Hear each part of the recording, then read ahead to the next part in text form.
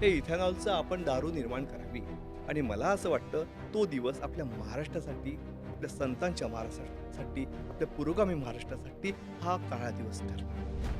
एकच प्याला त्याने दाखवलं की या दारूमुळे संसार उद्ध्वस्त होतो. आज जर महाराष्ट्रामध्ये तरुणांमध्ये जर मोठं व्यसन लागलं असेल तर कॅनॅबिस, गांजाचं व्यसन लागलंय. महाराष्ट्रामध्ये सगळ्यात जास्त जर व्यसन होत असेल तर ते देशी दारूचं होतंय. 15-16 वर्षाची मुलं गांजाला सुरुवात करतात. 6 महिन्यापर्यंत आपला मुलगा गांजा घेतोय, एमडी ड्रग घेतोय, समजत नाही हो.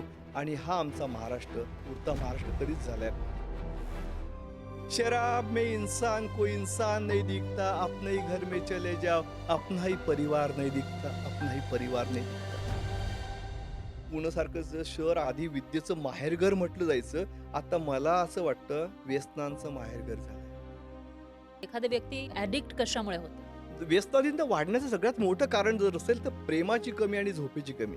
सुसंवाद राहत नाही आणि घरातून ज्या काही मुली निघून जातात त्याला दुर्दैवाने समाज पळून जाणे म्हणतो. कुठल्या घरातल्या पळतात हो? 99% ज्या घरामध्ये व्यसनाधीनता आहे, जो बाप दारू पितो, ज्या घरामध्ये सुसंवाद नाहीये, त्या घरातल्या मुली घरातून निघून जातात. व्यसनाधीन व्यक्ती काय करतो? हा ब्लेमिंग करतो. म्हणजे कुणाला तरी व्हिलन बनवतो, कारण हिरो बनायचं असतं.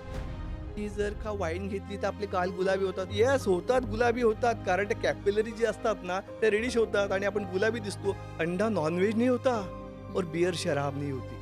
बाप तसा बेटा, कुंभार तसा लोटा, म्हणून बापानं आधी बदला हो. आपली येणारी जी पिढी ना फार सुंदर आणि मस्त होणार आहे. तंबाखूजन्य पदार्थांचं सेवन केल्यामुळे ह्याच आपल्या देशामध्ये 10 लाख लोकांचा मृत्यू होतो.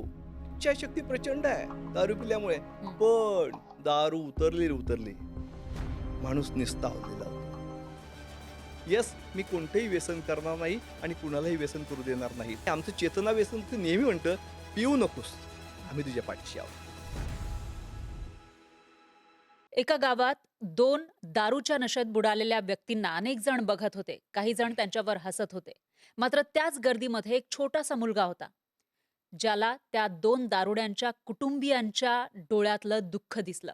आणि त्याच क्षणी त्यानं ठरवलं की आपल्याला अशा लोकांचं आयुष्य बदलायचं आहे, त्यांना व्यसनातून मुक्त करायचं आहे.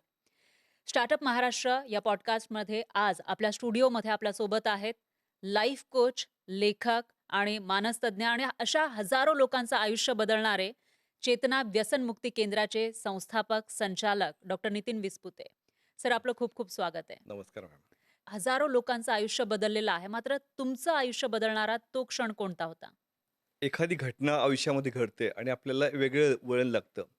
लहानपणी आमच्या गावामध्ये असं घडलं की 2 दारुडे दारू पिऊन मस्त तर झाले होते. हम्म, आपल्या आपल्या दारूमध्ये, आपल्या व्यसनामध्ये एन्जॉय करत होते आणि त्यांना चालता येईना. हम्म, हम्म, त्यातला मग गावातल्या लोकं त्याला हसत होती आणि त्यातला एक सत्पुरुष, चांगला माणूस, त्याने त्याला उचललं दोघांना, त्याच्या गाडीबैलात टाकलं आणि ते गाडीबैल निघालं त्याच्या घराकडे. हम्म. मग त्या गाड्याबैलाच्या पाठीमागे आम्ही सगळी लहान मुलं होतो. अच्छा. सगळी मस्त ओरडत होतो, कोणी शिट्टे वाजवत होते आणि असं करत करत त्यांची धिंड एक प्रकारे निघाली आणि त्यांच्या घरापर्यंत आली. पण त्यांना काही माहिती नव्हतं, जाणवत हां, नव्हतं. दारूमध्ये काही कळत ना. हम्म, मग झालं काय माहितीये का, ज्यावेळेला जे घरापर्यंत ते हे सगळं आले, ती धिंड आली, त्यावेळेला घरच्यांना कळालं, "अरे, अरे, हे तर दारूमध्ये आले आहेत रे."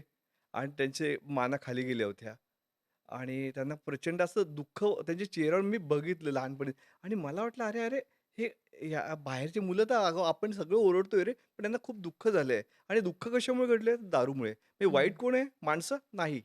ती घरातली माणसं? नाही. मुलं? नाही. तर व्यसन, दारू हम्म, हे वाईट आहे. आणि कुठेतरी लहानपणीच हे ब्रेन प्रोग्रामिंग झाली असं म्हणूया. ते मनावरती कोरलं गेलं म्हणूया, की दारू वाईट असते. हम्म, आणि जसं वय वाढत गेलं, समज वाढत गेला आणि मग मी ठरवलं, की यात मला काम करायचंय. ही जी वाढत चाललेली व्यसनाधीनता आहे, यावर मला काम करायचंय. हम्म, यातून आपण आपल्या खारीचा वाटा आपल्याला उचलायचा आहे. आपल्या पद्धतीनं हे व्यसनमुक्त समाज कसा निर्माण होईल, हम्म. व्यसनमुक्त मुलं कशी निर्माण होतील, यासाठी आपल्याला काम करायचंय आणि ही सुरुवात 2010 मध्ये सुरू हं, झाली. हं, हं. अच्छा, मग त्याच्यासाठी तुम्ही काही एज्युकेशन वगैरे घेतलं? म्हणजे आपल्याला व्यसनाविषयी बोलायचंच आहे, अगदी त्याच्यामागची बरोबर. कारणं वगैरे आपण डिस्कस करणार आहोत. पण याच्यासाठी तुम्ही काही वेगळं एज्युकेशन घेतलं? तुम्ही कसे मग यामध्ये हां, उतरलात? अगदी खूप छान प्रश्न आहे. काय होतं माहिती आहे का? जर व्यसनाचं जर मी व्याख्या बघितली, हं, तर हा सायकॉलॉजिकल डिसऑर्डर आहे. हा मनाचा आजार आहे. हा पुन्हा-पुन्हा होणारा आजार आहे. हा मारणारा आजार आहे. हा धूर्त आणि कावेबाज आजार आहे. हा म्हणजे अ, हा एका व्यक्तीचा आजार नाहीये. हा परिवाराचा आजार आहे. मग यासाठी काम काय करायचं तर मनाचा आजार असल्यामुळे मानसशास्त्राचा अभ्यास करणं अत्यावश्यक होतं. मी हं. एम-ए क्लिनिकल सायकॉलॉजी केलं. अच्छा. मी एम-ए फिलॉसॉफी केलं. म्हणजे तत्त्वज्ञानाचा पण अभ्यास केला. मी पी-एच-डी केलं. मी नॅचरोपॅथी केलं आणि मग हे सगळं व्यसनमुक्तीचं काम करत असताना मला अधिक पाठबळ मिळालं ह्या अभ्यासाचं. हं. आणि मनाचा अभ्यासक असल्यामुळे गॉड गिफ्ट मला आहेच, की मला मनावर काम करायला खूप आवडतं. मी विपश्यना केली आहे. अच्छा. नंतर मी ध्यान मार्गाचा अवलंब केल्यामुळे मला अनेक गोष्टींचं कनेक्टिव्हिटी मिळाली आणि त्याचं मला सोपं झालं माझं. जेव्हा आपण व्यसनाविषयी बोलतो, तेव्हा आपण बघतो, की बरेचसे लोक असं म्हणतात, की मी कंट्रोलमध्ये आहे. म्हणजे जे हं, बाकीच्यांना जाणवतं, की तो व्यक्ती ॲडिक्ट झालेला आहे. बरोबर. पण त्या व्यक्तीला असं वाटत असतं, की मी कंट्रोलमध्ये आहे. तर हा जो कंट्रोल आहे, तो कधी सुटतो? क्या बात है! मॅडम तुम्हाला एक भारी प्रश्न सांगतो, हं, भारी एक गोष्ट सांगतो. मी आता 2010 मध्ये व्यसनमुक्ती केंद्राची स्थापना केली हं. आणि आता 2026 म्हणजे 16 वर्ष झालीत. हो. 16 वर्षामध्ये माझ्याकडे हजारोने रुग्णमित्र आलीत, पेशंट आले. आम्ही त्यांना रुग्णमित्र म्हणतो. पण येणारा प्रत्येकजण मला एवढंच म्हणतो, "दादा, मी बेवडा आहे, पण तेवढा नाही बरं का. हं, मी थोडीशीच घेतो." मी थोडीशी कधी घेतो, तर 31 डिसेंबर असेल तर घेतो. गटारी अमावस्या असेल तर घेतो. मित्राचं लग्न असेल तर घेतो. काही कार्यक्रम असेल, कुठे मी पार्टीला गेलो, असं असेल तर मी घेतो. हा कारणं सांगतो. हं, कारण मी आधीच बोललो, हा जो आजार आहे ना, हा धूर्त आणि कावेबाज आजार आहे. हं, हा कारणं सांगणारा आजार आहे. आणि मग जो तो ह्या व्यसनाची भलावण करतो आणि हा अडकत जातो, हा अडकत जातो, हा अडकत जातो. हं. मग त्याच्यामध्ये म्हणजे काही प्रकार असतात का? तुम्ही आता सांगितलं, की एक जण म्हणतो, मी थोडीशीच घेतो. मग हां, हां, काही हां. जण असे असतात, की त्यांना मग त्याच्याशिवाय चालत नाही. बरोबर. दिवस-रात्र सुद्धा घेत राहतात. असं काही आहे? होतं काय माहिती आहे का, ज्यावेळेला दारूचा पहिला घोट आपण घेतो ना, हं, त्यावेळेला म्हणजे दारूच्या पहिल्या घोटाबद्दल मी खूप सुंदर गोष्ट सांगेल, की दारूची पार्श्वभूमी सांगतो, की आपल्या ह्या भारत देशामध्ये जवळपास 1760 पर्यंत ही बाहेरची दारू नव्हती. हं, मग 1760 मध्ये पहिल्यांदा ईस्ट इंडिया कंपनीच्या मदतीनं एका रॉबर्ट नावाच्या माणसानं कलकत्ता शहरामध्ये एक दारूचं दुकान थाटलं, विदेशी दारूचं. हं, पहिल्यांदा सुरू केलं, की इथे मोफत दारू मिळेल. मोफत दारू सुरू झाली. लोकं मग 3 महिन्यानंतर ती दारू विकली जाऊ लागली आणि नंतरची गोष्ट सांगतो, की हे व्यसनाचं प्रमाण इतकं म्हणजे दारूचं प्रमाण इतकं वाढत गेलं, इतकं वाढत गेलं आणि मग आपल्याला एक इतिहास दिसतो. 1917 मध्ये एक नाटक लिहिलं गेलं. हं, हं, एकच प्याला नावाचं. हं, ते नाटक लिहिलं राम गणेश गडकरी यांनी आणि हे नाटक रंगमंचावर आलं 1920 मध्ये. ह्या नाटकामध्ये दाखवलं काय हो, सुधाकर आणि सिंधूचा संसार दाखवला आहे. त्यात तळीराम नावाचं पात्र दाखवलंय आणि हा सुधाकर वकील आहे, सुंदर त्याची बायको आहे आणि सगळं सुखाचा संसार चालू असताना त्याच्या आयुष्यामध्ये दारू येते. हं, तळीराम ह्या मित्रामुळे आणि त्याचा सुखाचा संसार उद्ध्वस्त होतो. सिंधू अ, ही मरून जाते, हिला तिचा खून होतो, त्या बाळाचा खून होतो आणि हा शेवटी हा जो सुधाकर असतो तो देखील आत्महत्या करतो. की 1920 मध्ये जे रंगमंचावर आलेलं नाटक होतं, एकच प्याला त्याने दाखवलं, की या दारूमुळे संसार उद्ध्वस्त होतो. हं, आणि नंतर ह्याच आपल्या महाराष्ट्रामध्ये 1963 पर्यंत दारूबंदी होती. पण 1963 मध्ये पहिला साखर कारखाना आपल्या महाराष्ट्रात सुरू झाला आणि या महाराष्ट्रातून साखर कारखान्यातून जशी साखर निर्माण झाली, तशी दुर्दैवानं इथेनॉल सुद्धा निर्माण झालं. आणि हे इथेनॉलचं करायचं काय? हं, हा प्रश्न त्यावेळी त्या लोकांना उभा राहिला होता आणि मग त्यांनी ठरवलं, की हे इथेनॉलचं आपण दारू निर्माण करावी. आणि मला असं वाटतं, तो दिवस आपल्या महाराष्ट्रासाठी, आपल्या संतांच्या महाराष्ट्रासाठी, आपल्या पुरोगामी महाराष्ट्रासाठी हा काळा दिवस ठरला. हं, कारण त्याच दिवशी ह्या महाराष्ट्रातून भिंगरी नावाची दारू लोकांमध्ये आली. हं, लोकं त्या भिंगरी पिऊ लागलीत. नंतर काही दिवसानंतर बॉबी नावाची दारू आली आणि ह्या टँगो नावाची दारू आली. ह्या अनेक देशी दारूमुळे आपल्या तरुणांचं, आपल्या मराठी माणसांचं, आपल्या महाराष्ट्राचं कंबरड तुटलं, असं मला स्पष्टपणे म्हणता येईल. हं. आणि व्यसनाचं प्रमाण आज जर तुम्ही पाहिलं, आपण उघड्या डोळ्यांनी पाहिलं, तर प्रचंड वाढत चाललंय. पण याच्यामध्ये फक्त दारू हेच व्यसन असतं का इतरही काही व्यसनं आहेत? म्हणजे महाराष्ट्रामध्ये सगळ्यात जास्त किंवा सगळ्यात मोठं व्यसन कोणतं कोणत्या गोष्टीचं लोक करतात? आज महाराष्ट्रामध्ये सगळ्यात जास्त जर व्यसन होत असेल, तर ते देशी दारूचं होतंय. हं, आणि तरुणांमध्ये म्हणजे मी ज्यावेळेला व्यसनमुक्ती केंद्र सुरू केलं त्यावेळेला 40च्या पुढची 50ची पुढची माणसं यायची, हरलेली माणसं. संसारामध्ये हरलेली असेल, व्यापारामध्ये हरलेली माणसं असतील, आपल्या जीवनामध्ये हरलेली माणसं असतील, ती दारू प्यायची आणि दुर्दैवाने आमच्याकडे ॲडमिट व्हायची. पण आता कोण ॲडमिट होतंय तर बिलो 20 ज्यांना मिसुरडं फुटलेलं नसतं, जे ऐन तारुण्याकडे वाटचाल करतात. घरचे अगदी आशेनं बघतात, की माझा माझा मुलगा, माझा सचिन, माझा योगेश, माझा बबन, माझा तुकाराम, माझा हे, माझा ते, हा काहीतरी मोठा माणूस होईल, हं. चांगला माणूस होईल आणि त्याला 6 महिन्यात 1 वर्षात कळतं, "अरे, अरे, माझा मुलगा आता गांजा पितोय." आज जर महाराष्ट्रामध्ये तरुणांमध्ये जर मोठं व्यसन लागलं असेल, तर कॅनॅबिस, गांजाचं व्यसन लागलंय. दुसरी गोष्ट एम-डी पावडरचं व्यसन लागलंय आणि मला असं वाटतं, की यावर आपण प्रत्येक मराठी माणसानं, प्रत्येक महाराष्ट्रातल्या माणसानं यावर काम केलं पाहिजे. कारण हे व्यसन आपल्या घराघरामध्ये येऊन ठेपलेलं आहे. हा दुसऱ्याचा विषय नाहीये. हा आता प्रत्येकाचा विषय आहे. म्हणून प्रत्येकाने या चळवळीमध्ये सहभाग नोंदवला पाहिजे. येस, मी कोणतंही व्यसन करणार नाही आणि कुणालाही व्यसन करू देणार नाही. आणि सगळ्यात महत्त्वाचं व्यसन लागण्याची कारणं पण तुम्हाला सांगतो. हं.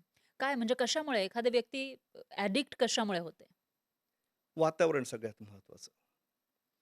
जर आपली मुलं व्यसनाधीन होऊ नये असं वाटत असेल, तर प्रामुख्यानं प्रत्येक बापानं कानात तेल घालून ऐका. बाप तसा बेटा, कुंभार तसा लोटा. बाप जे करतो ना, ते आपली मुलं नक्कीच करतात. मी एकदा माझ्या घरातली गोष्ट सांगतो. माझ्याकडे पाहुणे यायचे ना. हं, हं. माझा छोटा मुलगा आता तो एम-बी-बी-एस करतोय. त्याला विचारायचे की "अरे पप्पा कैसे चलते हैं? पप्पा बात कैसे करते हैं?" आणि हं, तो हळूच मोबाईल घ्यायचा कानाला, "हॅलो, मी नितीन निसपुते बोलतोय." माझी मस्त ॲक्टिंग करायचा. हं, आणि ते ॲक्टिंग करताना मी त्याला पाहिलं आणि मला जाणवलं, अरे बाप जे करतो ते मुलं नक्कीच करतात. म्हणून कोणाच्या घरातला बाप तंबाखू चोळत असेल ना, तर तंबाखूला फेका हो. दारूची बाटली घरात आणत असेल ना, त्यानं दारूची बाटली आणणं बंद करा आणि दारूसुद्धा बंद करा. हे जर तो करू शकला ना, तर येणारी पिढी ही नक्कीच व्यसनमुक्त राहिल्याशिवाय राहणार नाही. आणि दुसरी महत्त्वाची गोष्ट सांगतो. व्यसनाधीनता वाढण्याचं सगळ्यात मोठं कारण जर असेल, तर प्रेमाची कमी आणि झोपेची कमी. आज दुर्दैवानं घराघरातली आई हरवली आहे. मग तुम्ही म्हणा आई हरवली म्हणजे कसं काय हो? तर प्रत्येक आईला वाटतं म्हणजे प्रत्येक बाईला वाटतं मी आता कामसू झाली पाहिजे, पैसे कमवले पाहिजे, माझं नाव झालं पाहिजे, मी बाहेर जाईन, पैसे कमवेल, असं करेल, तसं करेल. अरे आई, तू घरात नसल्यामुळे काय घडतंय गं? या माझ्या बाळाकडे लक्ष जात नाही गं. माझं बाळ घरामध्ये एकटा राहतोय आणि तो कुठेतरी या व्यसनात अडकतो. त्याला कुणीतरी बाहेर बाहेर कुणीतरी भेटतं आणि तो म्हणतो, तो काय म्हणतो माहिती हं, अंडा नॉन-व्हेज नहीं होता और हं, बियर शराब नहीं होती.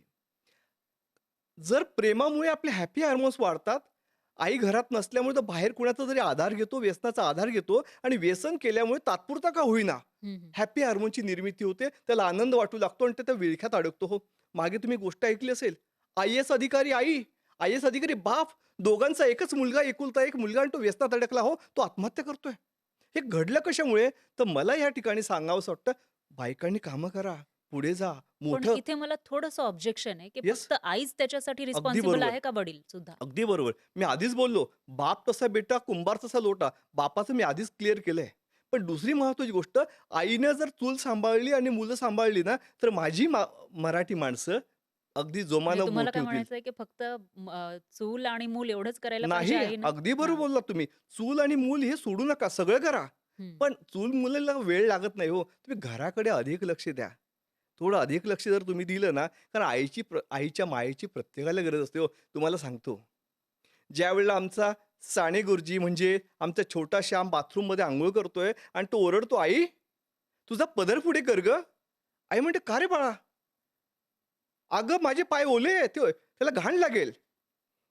आई पदर पुढे करते, श्यामला जवळ करते आणि म्हणते, डोकं पुसते आणि म्हणते श्यामला, "अरे श्याम, पायाला घाण लागू नये म्हणून इतका जपतोस, तसं मनाला घाण लागू नये म्हणून जप." तुम्हाला सांगतो मॅम, हाच आमचा श्याम साने गुरुजी बनतो आणि आमच्या मराठी माणसाच्या महाराष्ट्राच्या गळ्यातला ताईत बनतो हो. आईचा संस्कार महत्वाचा आहे. आईच जर घरामध्ये नसेल संस्कार काय देईल हो? मी असं म्हणत नाही आईने बाहेर जाऊ नये. आईनं काम करावं, आईने बाहेर जावं आणि आपल्याकडे तर आईला आईला आईला आणि बाईला तर देवी स्वरूप मानले हो. प्रचंड शक्ती आहे. पण त्या शक्तीचा उपयोग तुम्ही आधी घरासाठी करावा, माझ्या मुलांसाठी करावा, आपल्या मुलांसाठी करावा, बाळासाठी करावा आणि मला सांगावसं वाटतं जर का हे प्रेम जर मिळालं ना, मी नेहमी म्हणतो प्रेमाची कमी आणि झोपेची कमी. आईच जे प्रेम देऊ शकते ना, जगात कोणीच देऊ शकत नाही. आणि झोपेची कमी तुम्हाला सांगतोच, मोबाईलला दूर ठेवा. रात्री गाढ रात्री 10:00ला झोपा, सकाळी 5:00ला उठा. बघा, झोप पूर्ण झालेली तुम्हाला दिसून येईल आणि प्रेमाची कमी जी असते ती भरून निघेल. आणि बापरे! बायकांची गोष्ट मी आईची गोष्ट सांगितलीच, बायकोची पण गोष्ट सांगतो. हं, हं.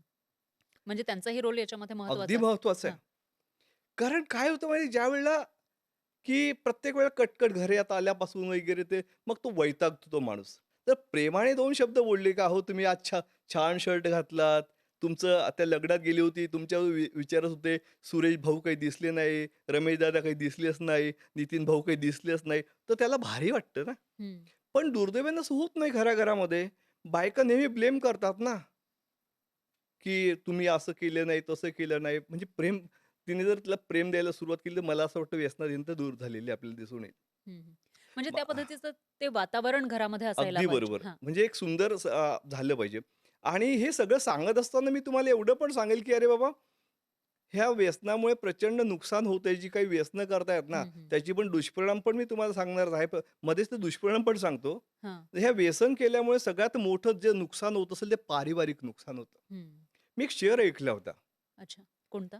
गुरूर में इंसान को इंसान नहीं दिखता. गुरूर म्हणजे हां. अहंकार. गुरूर में इंसान को इंसान नहीं दिखता. अपने ही छत पे चढ़ जाओ, अपना ही मकान नहीं दिखता, अपना ही मकान नहीं दिखता. आता काय जमाना आहे, कॉपी पेस्टचा जमाना आहे. मी शराब शब्द टाकला, गुरु शब्द काढून टाकला आणि नवीन शेर तयार झाला. शराब में शराब में इंसान को इंसान नहीं दिखता, अपने ही घर में चले जाओ, अपना ही परिवार नहीं दिखता, अपना ही परिवार नहीं दिखता.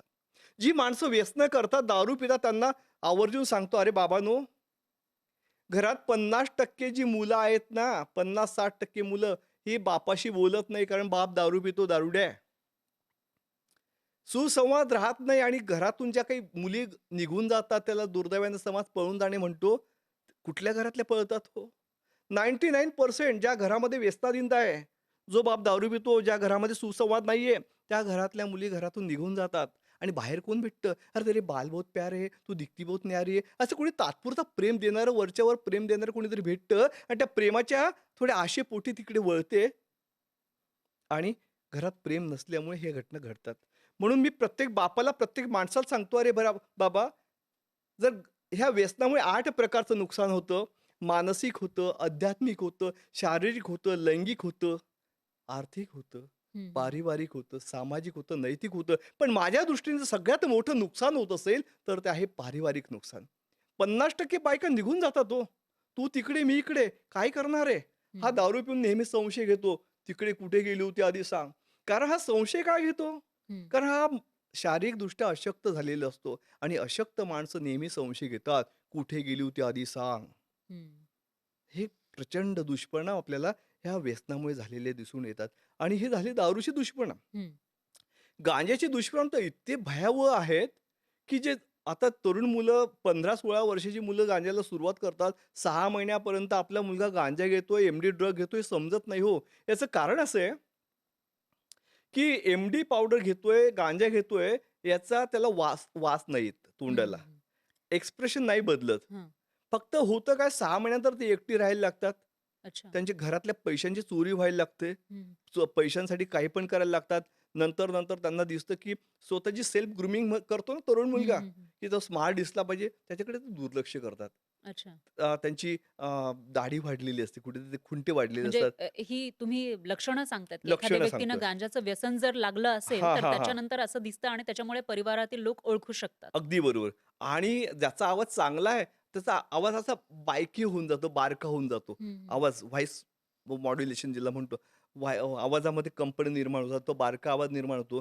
म्हणजेच घरातली मुलं आता जर आपल्या गांजा घेत असतील, तर समजावं, "अरे बाबा, त्याच्यामध्ये हे बदल दिसतायत ना." समजलं पाहिजे, की काहीतरी प्रॉब्लेम चाललाय आपल्या मुलामध्ये. आणि मी नेहमी सांगतो, सुसंवाद वाढवा हो. प्रेम द्या आणि आपला मुलगा काय करतो, संशय ठेवण्यापेक्षा त्याची गप्पा मारा. हं. समजेल त्याला. ते प्रेमाची कमी नक्कीच त्याची दूर झालेली आपल्याला दिसून येईल. हं, हं. तुम्ही आता म्हणजे तुम्ही तर एकतर मानसतज्ञ आहात. हं, हं. एवढ्या वर्षांपासून व्यसनमुक्तीसाठी काम करताय. तुम्हाला माहिती आहे, की जे तरुण आहेत त्यांची मानसिकता नेमकी कशी असते. तुम्ही तरुणींविषयी बोललात त्याच बरोबर जे कॉलेज गोईंग मुली आहेत किंवा मुलं आहेत, हं, हं, हं. त्यावेळेला कूल दिसण्यासाठी बऱ्याचशा वेळेला व्यसन केलं जातं. पण ते किती जीव खातं त्या काळामध्ये लागलेलं व्यसन. कॉलेजचं काय गंमत होते माहिती आहे, तरुणीमध्ये मी नेहमी म्हणतो, की आपल्या ब्रेनमध्ये एक सगळ्यात महत्त्वाचा पार्ट आहे फ्रंटल लोब. हं, हं. हा 25 वयापर्यंत हा डेव्हलप होत असतो आणि हा जोपर्यंत डेव्हलप होत नाही ना, तोपर्यंत काय केलं, काय करावं आणि काय करू नये याचं कल्पना त्यांना नसते. म्हणजे काय उचित आहे, काय अनुचित आहे, काय कळत नाही. आणि कॉलेजच्या याच्यामध्ये काय होतं माहिती आहे का? कंपॅरिझन होतं. हं, हं. नंतर तो करतो तर मी पण करू शकतो. कुठेतरी चढाओढ निर्माण होते, शायनिंग होते. कुठेतरी स्वतःचं सेल्फ प्रेझेंटेशनमध्ये ते हं. अडकतात आणि ह्याला सॉरी टू से पण सिनेसृष्टीसुद्धा तितकीच कारणीभूत असते.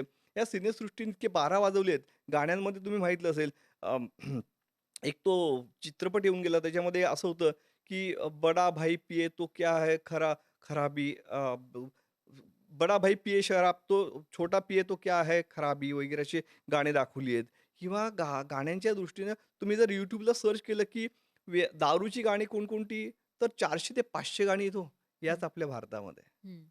म्हणजे या तरुणामध्ये बघ एक चढाओढ होते, नंतर पार्ट्या होतात आणि चल बाबा आपण एन्जॉय करूया.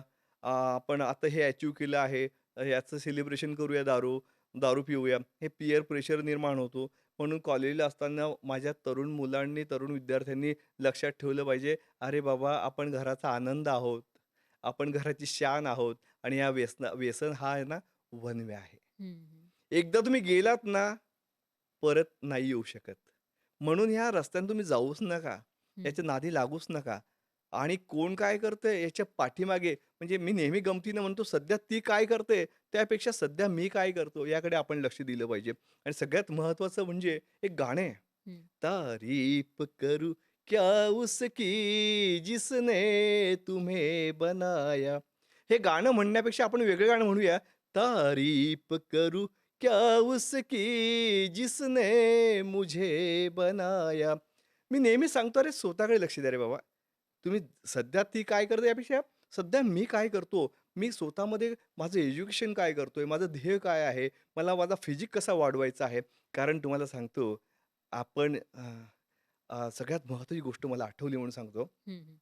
आपण जशी असतो ना, तशीच आपल्या अवतीभोवती माणसं जमवतात. हं.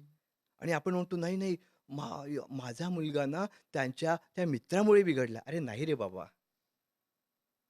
आपण जशी असतो ना, तशीच अवती-भोवती माणसं जमवतात. म्हणून तरुणांना मी संदेश देईल, की "अरे बाबा मस्त माणसं जोडा रे.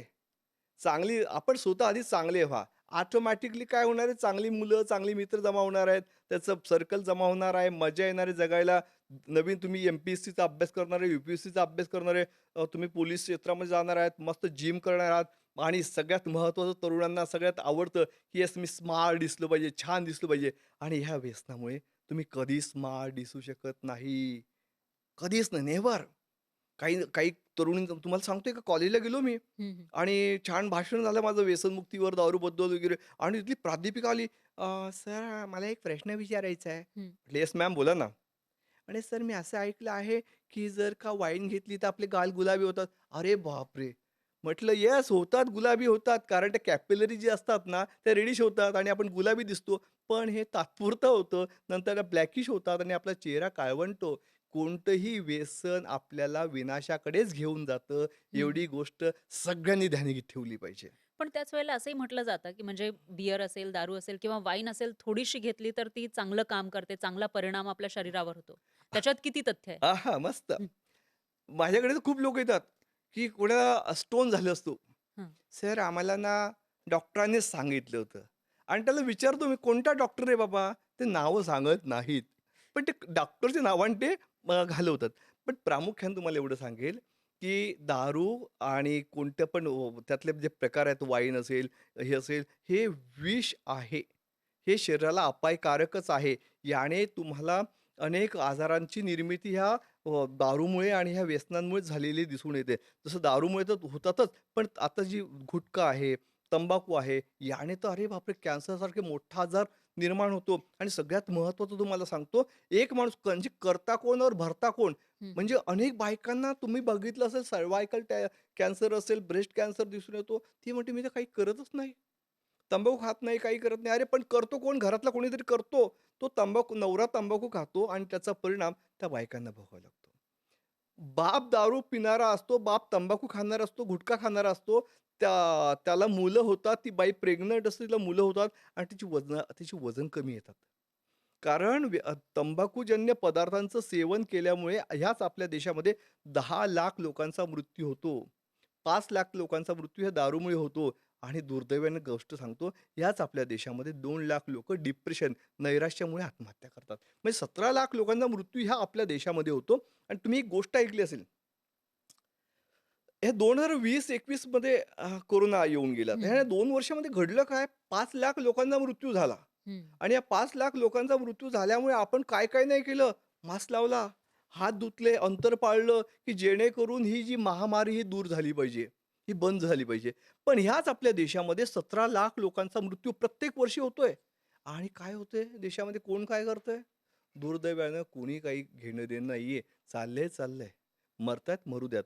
पण मला असं वाटतं, हे व्यसनमुक्तीची चळवळ आजपासून आपली उभी राहिली पाहिजे आणि आपले जे 17 लाख लोकांचा मृत्यू जो होतोय, तो थांबला पाहिजे. हं.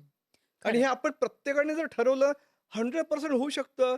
म्हणजे हं. मी नेहमी येणाऱ्या प्रत्येकाला सांगतो, की मी कोणतंही व्यसन करणार नाही आणि कुणालाही व्यसन करू देणार नाही. हा कन्सेप्ट डोक्यामध्ये पक्का ठरवा. आणि नेहमी परत एकदा तेच सांगतो, बाप तसा बेटा, कुंभार तसा लोटा, म्हणून बापानं आधी बदला हो. आपली येणारी जी पिढी ना, फार सुंदर आणि मस्त होणार आहे. तर साधारणतः कोणत्या मेंटॅलिटीची लोकं व्यसनाच्या जास्त आहारी जातात? ज्याचं घरामध्ये सुसंवाद नसेल, ती हं. लोकं व्यसनाकडे वळतात.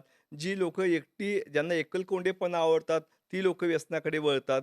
जी लोकं नेहमीच वाईट मित्रांसोबत राहतात, वाईट वातावरण त्यांच्या, जे मी आधीच बोललो ना, की जर हं, हं. तुम्ही शिव्या ऐकल्या तर तुमच्या तोंडातून शिव्याच येणार आहेत आणि ओव्या ऐकल्या तर डेफिनेटली ओव्याच येणार आहेत. तर वातावरण सगळ्यात महत्त्वाचं हं. आहे. तर नाही पण चुकीचं. तरी सुद्धा एखाद्या म्हणजे त्या व्यक्तीचे मेंटल स्टेबिलिटी हं, किंवा हं. ती व्यक्ती किती स्ट्राँग आहे याच्यावर डिपेंड करतं, की ती या सगळ्या गोष्टींकडे वळणार किंवा नाही?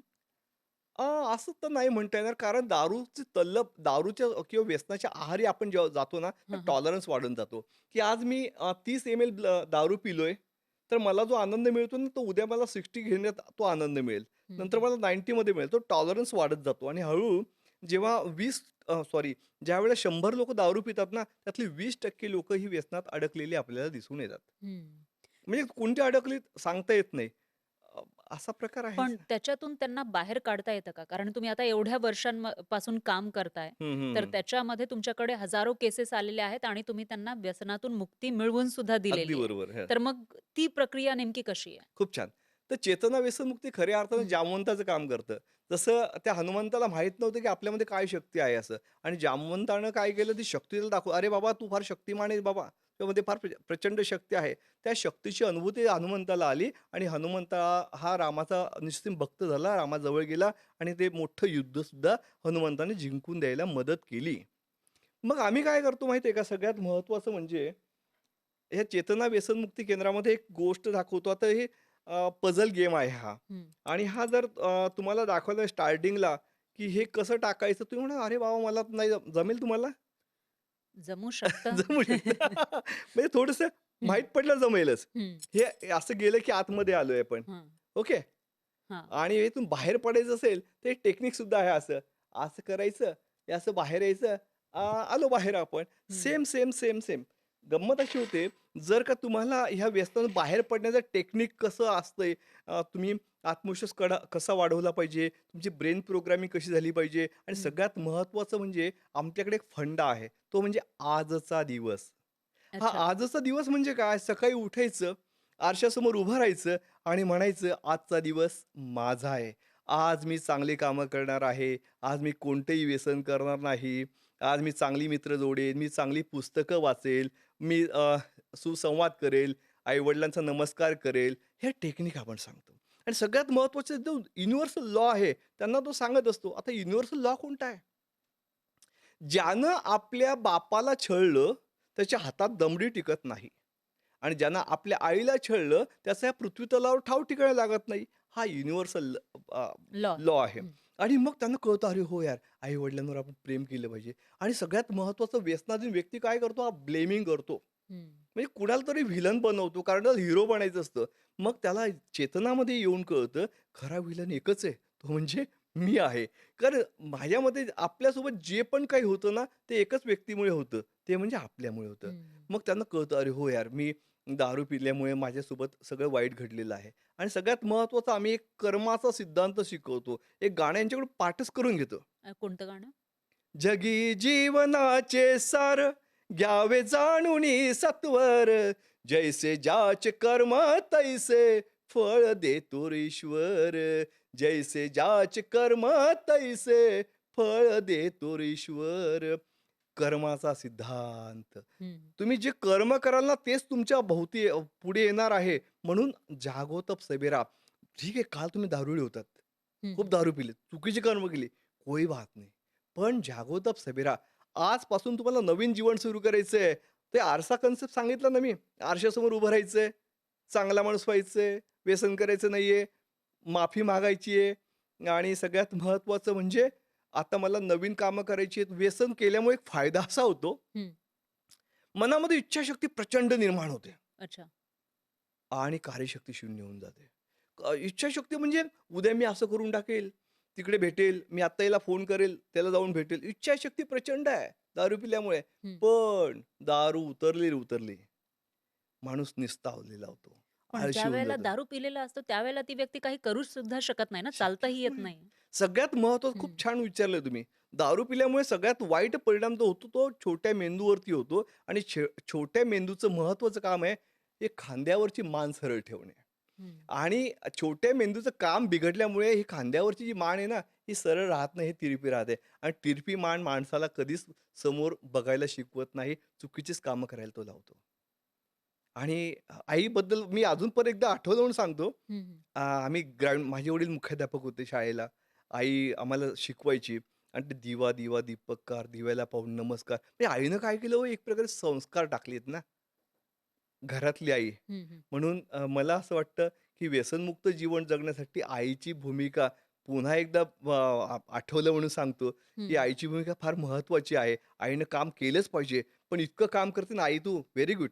पण थोडंसं काम माझ्या बाळासाठी कर, आपल्या बाळासाठी कर, हं, हं, असं हं. मला म्हणेल. पण त्याच वेळेला असं होतं, की महिला सुद्धा आजकाल व्यसनाधीन झाल्याचं आपण बघतो. तर अशा काही हं. केसेस तुमच्याकडे येतात?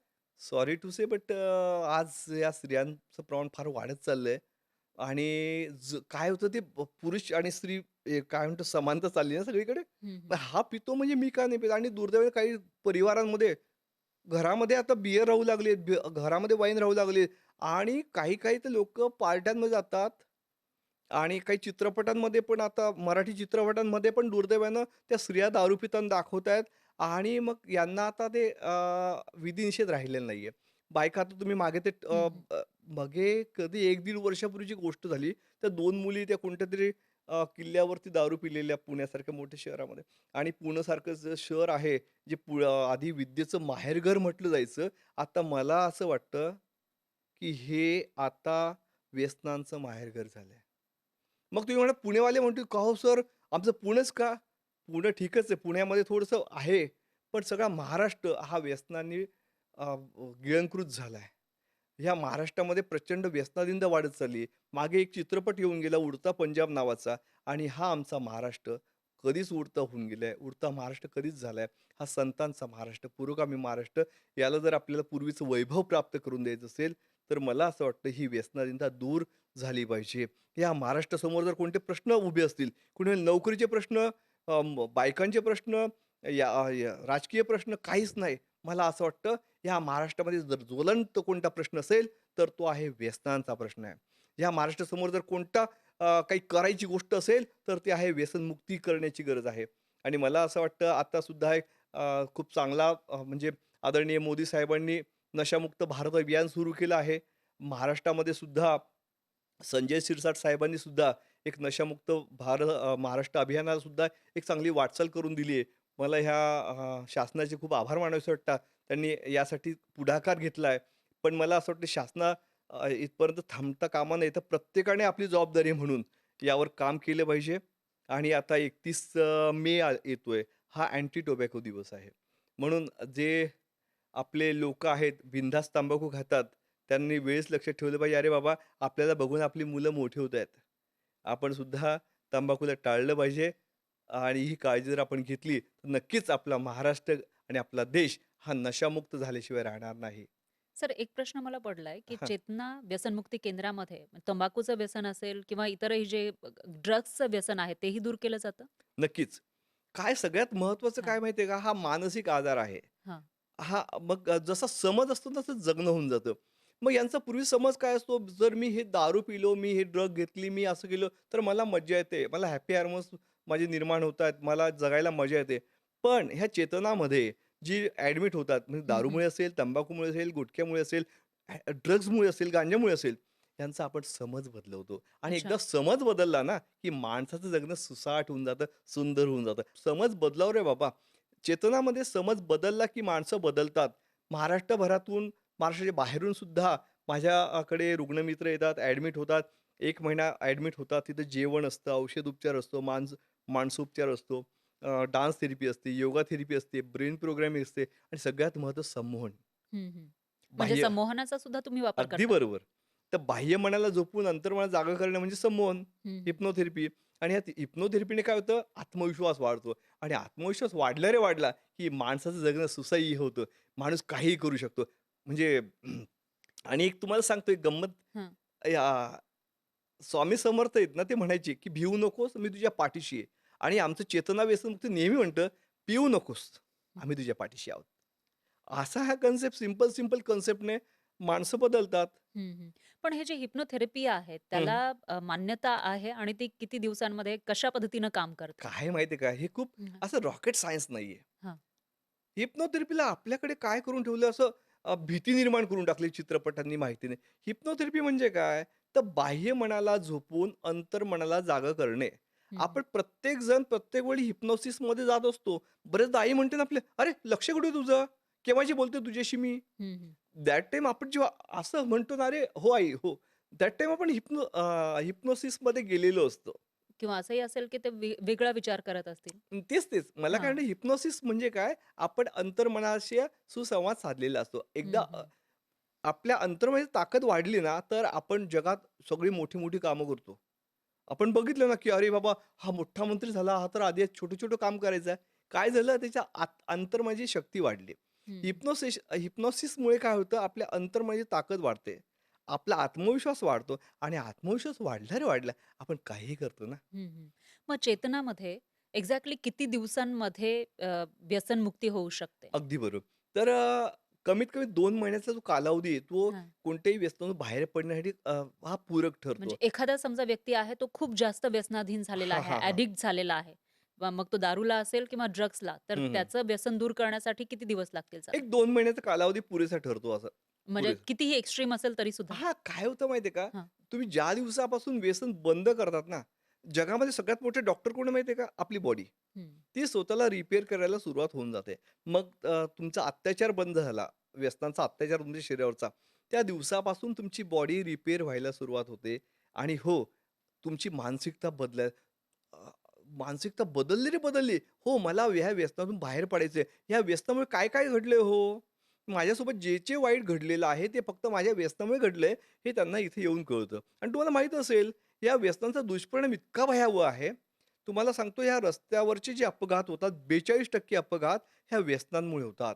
घरातल्या 70% जे भांडणं असतात ना, ही 70% भांडणं ह्या दारूमुळे होतात, त्या व्यसनामुळे होतात. ह्या अनेक असे प्रॉब्लेम्स आहेत समाजामधले. घरातले कौटुंबिक हिंसाचार असेल, मारामार असेल, चेन स्केचिंग असेल, ह्या फक्त व्यसनामुळे घडून येतात. आणि जे त्यांच्यासोबत घडले, आर्थिक विवंचन आलेले आहे, मानसिक टेन्शन घडलेलं आहे, शारीरिक प्रॉब्लेम झाले, कोणाचं लिव्हर सिरोसिस झाले, किडनीला सूज आली, लिव्हरला सूज आली आहे, घरामध्ये आर्थिक विवंचन निर्माण झाली आहे. हे कशामुळे घडले? फक्त व्यसनांमुळे घडलेलं आहे. हं. हे खरंय. त्यांना इथे येऊन कळतं. अच्छा. मग अशी एखादी धक्कादायक केस तुमच्याकडे आली का, की ज्याच्यामुळे जे बघितल्यानंतर तुम्हाला धक्का बसला? काय होतं, आता ह्या सगळ्या व्यसनातील माणसाची एक वेगळी स्टोरी असते. हं. प्रत्येकजण. आणि माझ्याकडे एक अशी गोष्ट घडली होती, की रात्री 2 वाजता एक पेशंट आला आणि तो ऑलरेडी सीरियसच होता. आला, मग त्याला आम्ही बाहेरच्या हॉस्पिटलला ॲडमिट केलं सकाळी 5 वाजता हं, आणि हं. तो बॅड लकीली तो गेला बिचारा. गेल्यानंतर काय झालं, घरी आम्ही कळवलं, की तो गेला म्हणून. त्याचे वडील पण दारुडे. त्याचे काका आणि त्याची आई गाडीने निघाले. हं. त्याचे वडील तिकडे दारू पिलेत. त्यांनी गाडी चालवली आणि ते पण ढगात. ॲक्सिडेंट झाला आणि ते पण ढगात. म्हणजे या व्यसनामुळे काय होतं, अशा वाईट घटना घडतात. दुसरी एक गोष्ट सांगतो, की एक माणूस आपल्या मित्रांसोबत दारू प्यायला गेला हं. आणि मोबाईल डिस्चार्ज झाला, मोबाईल लागेना. त्याचे वडील घरी वारले. घरात एकुलता एक मुलगा, हा 3 दिवस बाहेर. एकटा मुलगा असताना त्या वडिलांचा जो अंत्यविधी होता, तो मुलाशिवाय झाला. तिसऱ्या दिवशी जेव्हा आला तेव्हा कळालं, अरे, अरे, खूप भयानक घडलंय. चौथी एक खूप अशा घटना आहेत माझ्याकडे, खूप स्टोरीज. तर मला एक गोष्ट नेहमी सांगतो मी, की व्यसनाधीन माणूस मेला काय होतं घरामध्ये तुम्हाला सांगतो. हं, एका गावामध्ये एक व्यसनाधीन व्यक्ती मेला बिचारा. 30 वर्षाचा. त्याचं पी-एम झालं, पी-एम बॉडी. हं, हं, घरी आली 8 वाजता. नातेवाईक जमले. त्याची बायको पण डोक्याजवळ थांबली बिचारी. तिची आई पण आलेली होती. आई जवळ थांबली तिच्या आणि ती आईला हळूच म्हणते, कानात म्हणते, "आई, मला वॉशरूमला जायचं गं." हं, वरती वॉशरूम होता वरती. आई आणि ती वरती गेली. हं, हं, तिने तोंडावर पाणी वगैरे मारलं आणि आईला म्हणते, "आई, हं, आज मी खूप आनंदी आहे गं." हं. तुम्हाला सांगतो, खाली डेड बॉडी नवऱ्याची. हां. आणि ती आपल्या आईला म्हणते, "आई, आज मी खूप आनंदी आहे गं, कारण ह्या 10 वर्षामध्ये या माणसानं मला खूप छळलंय गं. नको तो त्रास मला दिलाय, म्हणून हा मेला ना, मी आज खूप आनंदी आहे." तर दुर्दैवाने ज्यावेळेला व्यसनाधीन माणूस हा घरातून मरतो ना, त्यावेळेला सॉरी टू से, पण घराला त्याचं काही सोयीसुद्धा नसतं. म्हणून नेहमी विनंती करतो, की ह्या व्यसनातून बाहेर पडा हो. तुम्ही अ, हे जग आहे ना, हं, जगबुडी तुमची होणार आहे. मग तुमचा परिवार, तुमची मुलं, तुमचं सर्वस्व हे सगळं संपणार आहे आणि हं, केवळ त्याला एकच कारण आहे, व्यसन. म्हणून हे व्यसनामधून आपण सहजरित्या बाहेर पडण्यासाठी तुम्ही मनाचा संकल्प करा, निश्चय करा, हो, मला आज आज मला बदलायचंय, आज मला व्यसनमुक्त व्हायचंय. यासाठी चांगलं व्यसनमुक्ती केंद्र असेल. आता हं. ऑब्व्हियसली आमचं महाराष्ट्रामध्ये एक मोठं नाव घेतलं जातं, चेतना व्यसनमुक्ती केंद्राचं. तुम्ही आमच्याकडे या, समुपदेशन घ्या, ॲडमिट व्हा आणि नक्कीच या व्यसनाच्या अ, जाळ्यातून बाहेर पडा. ह्या व्यसनाच्या फंदातून बाहेर पडा. हं.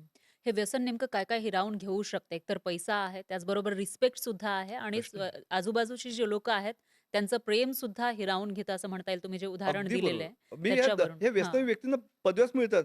दारुड्या, बेवडा, फिटाड, पची, झिंगाट, टळीराम, अजून काही, अजून हं, काही. हं. अजून सगळ्यात महत्त्वाचं म्हणजे ते व्यसनी व्यक्तीचंच नाही. व्यसनाच्या व्यक्तीचा मुलगा जातोय, "अरे, तो तो नाही का त्या ह्याचा दारुड्याचा मुलगा चाललाय, दारुड्याची बायको चालली आहे, दारुड्याचे वडील चाललेत." म्हणजेच एक माणूस दारू पितो, हं, हं. व्यसन करतो, पण अख्खा परिवार त्यात पूर्ण सफर करत असतो. बाधित होतो, हं, सफर होतो. हं. येस. मग समजा आपल्याला व्यसनापासून दूर राहायचं आहे. एखाद्या हं, व्यक्तीनं, तरुणानं, तरुणीनं ठरवलंय, हं, हं. तर त्यांनी नेमकं काय केलं काय पाहिजे? काय प्रिकॉशन्स घेतले क्या पाहिजे? बात है! मी तर पहिला फंडा सांगेल 138चा मंत्र. 1 तास व्यायाम करा, 3 वेळा छान जेवण करा, 8 तास गाढ झोप घ्या. 14 अक्षरी मंत्र, ज्याचे त्याला, जेव्हाच्या तेव्हा, जिथल्या तिथं, ताणतणावापासून दूर राहा. मस्त गाणी म्हणा, गाणी एन्जॉय करा. अति तुम्ही बोललात मस्त, की गाणी प्रेरणादायी असतात. अरे खरंच मला गाणी काय आवडतात यार. गाणी माणसाला जगणं सोपं करतात. आपला सोल असतो ना, आत्मा असतो ना, तर 3 गोष्टी आवर्जून आवडतात. हं, ध्यान, सुगंध आणि संगीत. बस ह्या गोष्टी आत्मसात करा. लोकांशी सुसंवाद साधा आणि सगळ्यात महत्त्वाचं म्हणजे चांगला माणूस बना. ह्या हं. जगामध्ये जर मला कोणी विचारलं, करियर काउन्सिलिंगसाठी पण येतात माझ्याकडे. "का हो सर, कुठे गेला पाहिजे मुलगा? काय केलं पाहिजे बरं त्याने?" मी प्रामुख्याने सांगतो, "अरे बाबा, तू आधी चांगला माणूस बन. या जगामध्ये काल, आज आणि उद्या चांगल्या माणसाला प्रचंड, प्रचंड स्कोप आहे." मग चांगला माणूस म्हणजे काय? हं, जो जगाला प्रेम देतो. जे साने गुरुजींनी सांगितलं आपल्याला. जो जगासाठी चांगलं करतो आणि चांगलं करा हो, फायदा आपलाच होणार आहे. मग तुम्ही म्हणा फायदा कसा काय होणार आहे? फंडा तोच आहे. देऊ लागा, येऊ लागेल. तुम्ही चांगल्या गोष्टी जगाला द्या.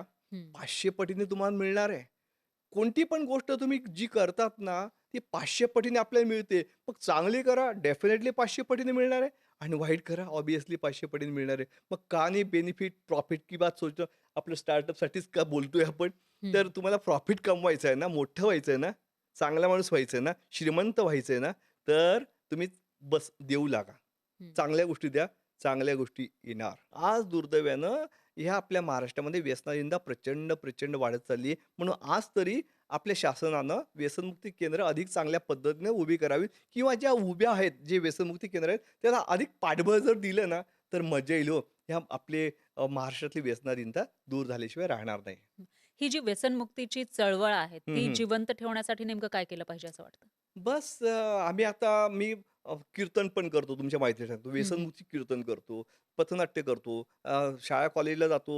आम्ही विद्यार्थ्यांना जनजागृती करतो, गाणी म्हणतो. सुंदर, सुंदर गाणी असतात आमची. एक गाणं तुम्हाला ऐकवतो. सांगणं आमचं, ऐकणं तुमचं, जाणून घ्या, तुम्ही जाणून घ्या. व्यसनमुक्त व्हा, तुम्ही व्यसनमुक्त व्हा. नका लागू त्याच्या नादी, होईल बरबादी. सांगणं आमचं, ऐकणं तुमचं, जाणून घ्या, तुम्ही जाणून घ्या. व्यसनमुक्त व्हा, तुम्ही व्यसनमुक्त व्हा. परदेसी. त्या गाण्यावरती हं, आम्ही हे हं, गाणं हं. आणि लोकांना कळतं, अरे हो यार. अजून एक फार सुंदर जुनं गीत लोकगीत आहे. माझ्या नवऱ्यानं माझ्या नवऱ्यानं सोडली दारू, बाई देव पावलाय ग. हे गाणं भारी आज सुद्धा स्पार्क देतं माणसाला.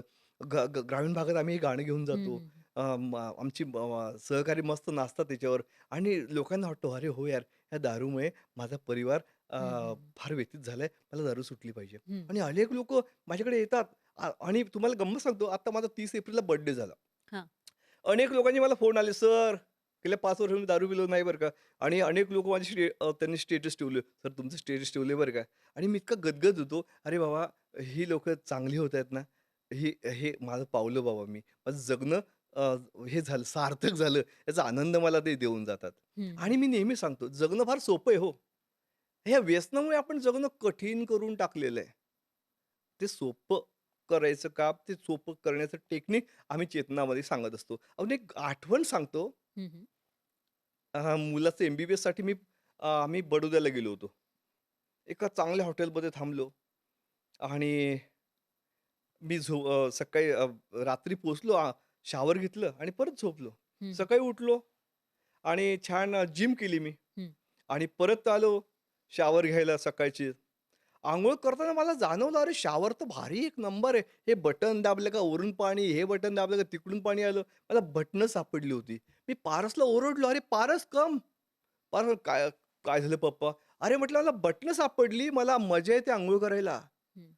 मी यांना चेतनामध्ये बटणं शोधून देतो जगण्याची. चांगली बटणं शोधा रे बाबा आणि जगायला मजा येईल.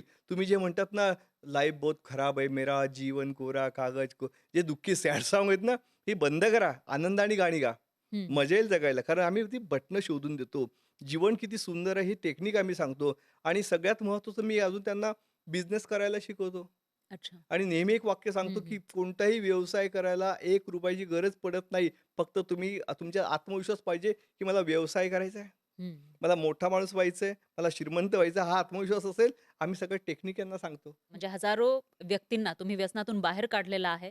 जेव्हा अशी एखादी व्यक्ती किंवा त्याचे कुटुंबीय येतात आणि तुम्हाला म्हणतात, की "खूप छान झालं." तुमचे आभार मानतात. हां, हां. त्यावेळेला कसं वाटतं? तो क्षण काय असतो? क्या बात है! मी आधीच सांगतो मॅडम तुम्हाला. हं. मी अ, अ, एकदा काय झालं, कारमध्ये चाललो होतो. माझ्या हां. पूर्ण फॅमिली, आई-वडील, मिसेस माझी बसलेली. आम्ही चाललो होतो आणि स्पीकर ऑन होता आणि मला फोन आला. हां. दिवाळीचा दिवस, अच्छा. आदल्या 1-2 दिवस आधी. हां.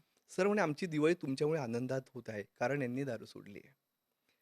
दिवाळीला 2 दिवस बाकी होते आणि त्या दिवसापासून माझी दिवाळी सुरू झाली. माझी दिवाळी संपन्न झाली. क्या बात है! म्हटलं. अनेक लोकं येतात आणि तुम्हाला सांगतो, ह्या व्यसनामुळे म्हणजे घर पण उद्ध्वस्त झालेलं असतो, संसार उद्ध्वस्त झालेला असतो आणि अजून एक सांगतो, आठवणीतली गोष्ट सांगतो. एक शिक्षक माझ्याकडे ॲडमिट होतात. अनेक शिक्षक होतात, पण एक शिक्षक ॲडमिट झाला होता माझ्याकडे आणि त्याची मिसेस माझ्याकडे आली, त्याला घ्यायला. मी कुठे बाहेर गेलो होतो 10 मिनिटं. 10 मिनिटांनी मी आलो. तोपर्यंत तो पेशंट शिक्षक आणि त्याची मिसेस ते गप्पा मारू लागलेत. हं, हं. आणि मी आलो. मग त्याची मिसेस येऊन भेटली. "सर," म्हणे, "मला माहीत नाही ते व्यसनमुक्त झालेत की नाही. पण ते माझ्याशी इतके सुंदर बोलतात, मी जिंकले," म्हणे. हं. म्हणजे आम्ही त्यांना संवाद कसा साधावा, बोलावं कसं, हे टेक्निकसुद्धा सांगतो.